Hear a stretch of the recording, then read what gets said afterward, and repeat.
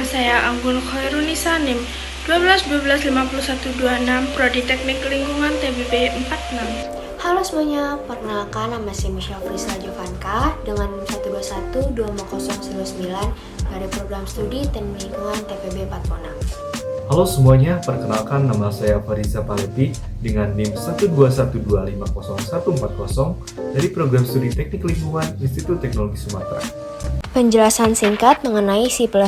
Pemrograman C++ merupakan bahasa pemrograman yang berorientasi pada objek dan pengembangan lebih lanjut dari bahasa pemrograman C. Untuk penjelasan mengenai isi dari program yang telah kelompok kami buat, akan saya serahkan kepada rekan saya, yaitu Afariza Pahlevi. Berikut ini adalah kode yang kami gunakan dalam program analisis kualitas air baku, di mana ada include dan usestream using namespace ini digunakan sebagai header, dan juga di sini integer main program di mana menggunakan tipe data string. Nah, tipe data string ini biasanya digunakan untuk karakter berupa kata, yaitu di sini digunakan opsi. Kemudian menggunakan tipe perulangan yaitu do while, di mana perulangan ini menggunakan syarat dan juga tidak tentu berapa banyaknya.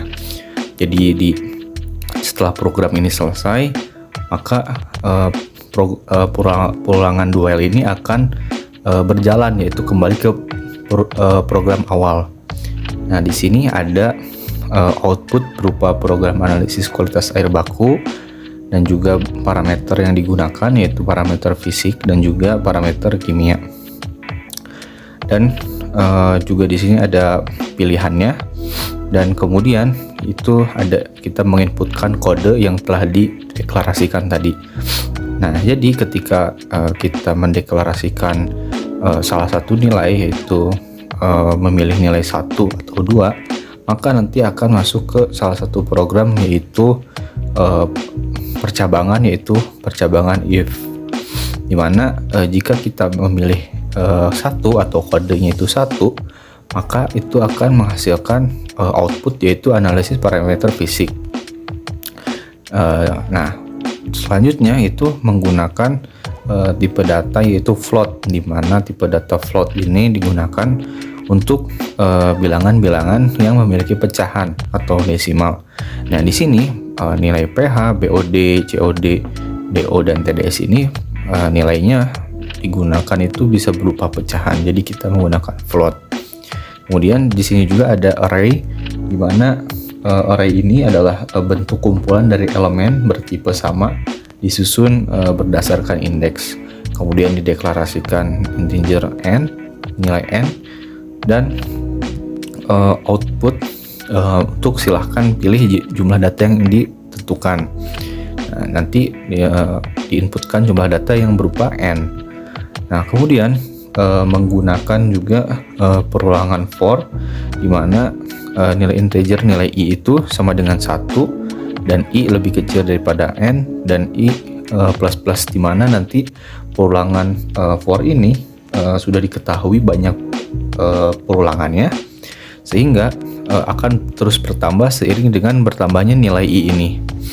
Kemudian untuk ini akan masuk ke parameter, di mana ada data, ada kita menggunakan pH air, dan juga nanti diinputkan pH berupa n. Nah, ini pH ini yang dideklarasikan pada float, dan n ini adalah nilai yang kita masukkan. Begitu juga pada nilai BOD, nilai COD, dan nilai DO dan TDS. Bedanya itu ada di inputnya, yaitu BOD, COD, DO, dan TDS. Nah, kemudian setelah kita melakukan penginputan, nah di sini ada yang namanya percabangan if else, di mana percabangan if else ini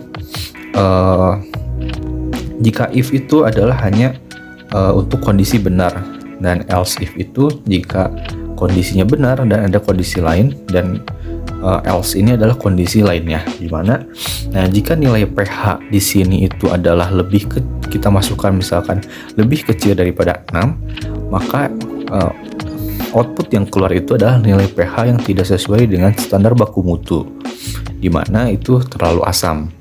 Nah, kondisi lain jika pH-nya itu adalah lebih besar atau sama dengan 6 dan juga pH-nya itu lebih kecil atau sama dengan 9, maka nilai pH-nya itu akan sesuai standar.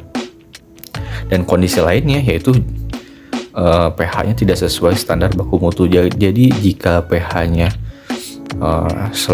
berarti di atas 9, maka itu tidak sesuai dengan baku mutu. Nah, kemudian untuk BOD, COD, DO, dan TDS sama seperti itu, menggunakan percabangan if else if.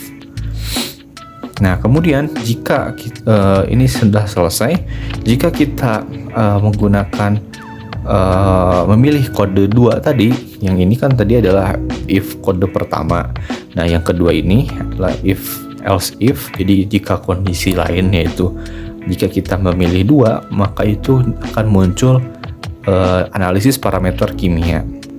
Seperti yang di fisik tadi, di sini kita menggunakan float di mana Hg, Pb, Cu, dan Cd, dan juga menggunakan tipe data array di mana Hg, Pb, dan Cu, Cd ini dapat juga bernilai desimal atau pecahan, sehingga kita menggunakan tipe data float.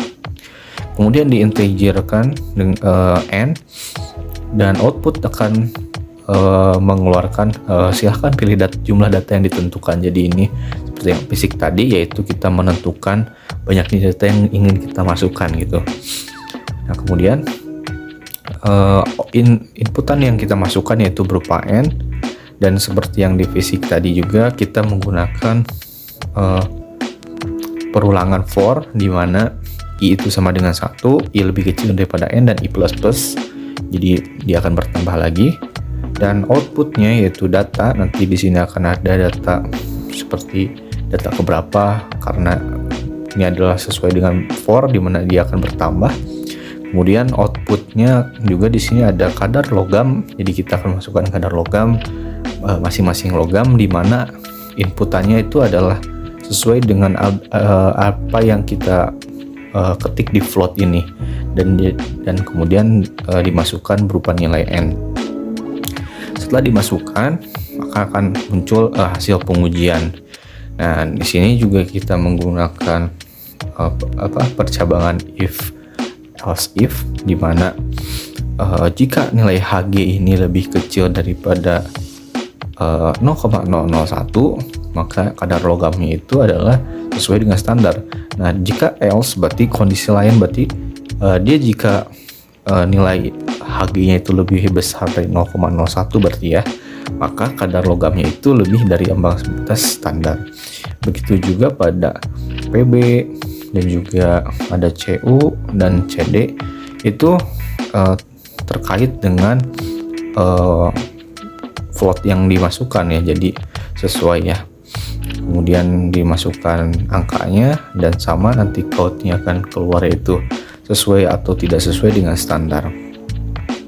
Kemudian jika sudah, ini ada else. Else ini adalah program bukan dari yang else yang ini, tapi program dari yang else if dari kode ini, kode 1, kode 1, kode 2. Nah, jika kita tidak memilih 1 dan 2, maka akan muncul pemberitahuan bahwa opsi tersebut tidak ada di dalam program ini. Jadi jika program 1 kita memilih program nomor 1 atau nomor 2, nanti akan muncul program yang di atas seperti tadi. Nah, jika kita memencet program yang lain, maka akan muncul pemberitahuan seperti ini. Kemudian setelah itu kita setelah perulangan dual itu selesai, maka kita akan ditanya apakah ingin memulai program kembali. Nah, di sini peran while ini adalah untuk mengulang pernyataan dari yang atas, dari semua program ini diulang. Apakah kita akan mengulang? Ya, kalau kita mengulang akan balik ke atas, sedangkan jika kita selain ya, maka program ini akan selesai, seperti itu. Nah, berikut ini saya akan mencontohkan contoh program yang digunakan.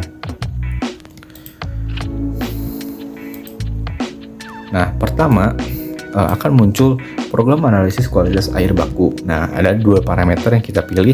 Kita bisa memilih salah satu parameter. Misalkan kita memasukkan parameter fisik.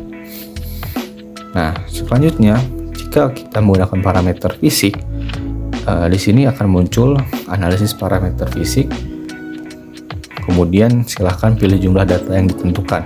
Nah, data yang kita tentukan ini bisa berasal dari yang integer yang ini. Nah, kita tentukan berapa data yang kita inginkan. Misalkan 2 data.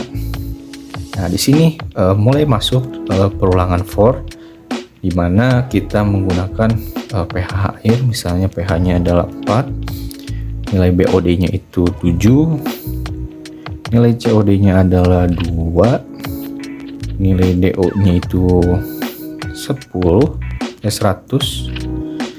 dan nilai TDS-nya itu 1200.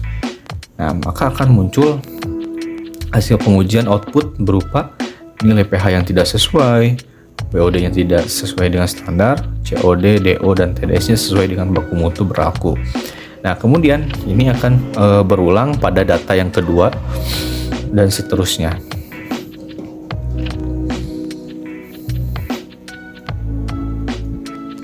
Nah, kemudian ini perulangan while ini akan bekerja di sini. Jika kita ingin memulai program kembali, ketik ya. Kita akan ketik ya. Dan program akan kembali ke program awal. Nah, kemudian kita akan mencoba nih jika menggunakan percabangan if, else, if. Nah, selain memilih angka 1 atau 2, kita coba memilih angka selain 1 dan 2, misalkan angka 4. Maka muncul pemberitahuan opsi tersebut tidak terdapat dalam program, silahkan pilih program lain.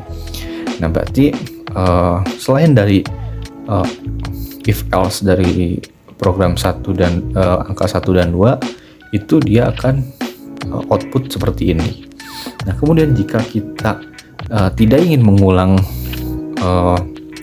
program ini, maka kita akan ketik tidak, maka akan muncul program selesai dan terima kasih telah menggunakan program kami, dan ini adalah nama dari kelompok kami, dan ada output, tekan tombol apa saja untuk keluar. Jadi kita jika ingin keluar tekan apa saja dan keluar seperti ini. Nah, itu saja program yang dapat saya sampaikan. Terima kasih.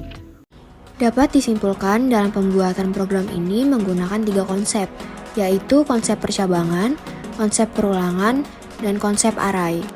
Konsep percabangan merupakan suatu pemilihan statement atau baris program yang akan dieksekusi apabila suatu kondisi yang didefinisikan terpenuhi atau bernilai benar, dan tidak dieksekusi apabila tidak terpenuhi atau bernilai salah.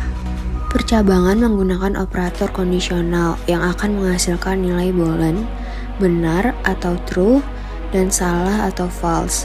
Jika nilai yang dihasilkan benar, maka perintah akan dilaksanakan. Sedangkan jika salah, maka instruksi tidak akan dilaksanakan. Seperti contohnya percabangan if else, dan else. Konsep perulangan adalah kondisi program akan menjalani perintah secara berulang hingga kondisi tertentu. Syarat perulangan yaitu, jika nilai memenuhi kondisi tertentu, perulangan akan dilanjutkan. Jika tidak, maka perulangan akan dihentikan. Terdapat 3 cara untuk melakukan perulangan di C++, yaitu for, while, dan do while. Array merupakan struktur data yang digunakan untuk menyimpan sekumpulan data dengan tipe yang sama. Selain itu, array digunakan untuk membuat sebuah variabel yang dapat menyimpan banyak nilai, dan di dalam array terdapat banyak elemen seperti tempat untuk penyimpanan setiap nilai. Burung dara, burung cendrawasih, adanya di Papua. Cukup sekian dan terima kasih. Semoga bermanfaat untuk kita semua.